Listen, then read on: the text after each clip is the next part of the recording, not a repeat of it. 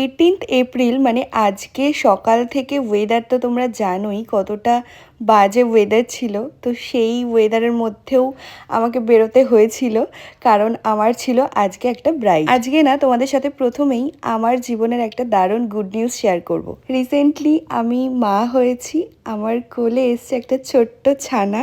আমার মাতৃত্বের বয়স মাত্র 30 দিন। যবে থেকে আমি বুকিংটা নিয়েছি এই ডেটে, আমি সবসময় চিন্তা করেছি যে আমি যেতে পারবো কি না, কারণ এই সিচুয়েশনটা তো একদম নতুন আমাকে ফেস করতে হচ্ছে। যদিও এই ব্রাইডের বুকিংটা আমি আমার ডেলিভারির পরেই নিয়েছি, আমার মনে হয়েছিল যে আমি পারবো করতে, তাই আমি নিয়েছিলাম বুকিং। সত্যি বলতে আমার বাচ্চা এবং আমার শরীর এত সুন্দরভাবে আমাকে সাথ দিয়েছে আজকের দিনটায় যে আমার কাজ করতে কোনো অসুবিধা হয়নি। চলো এবার একটু ব্রাইডের কথা বলি। আজকে আমার ব্রাইডের লোকেশন ছিল মায়াপুর।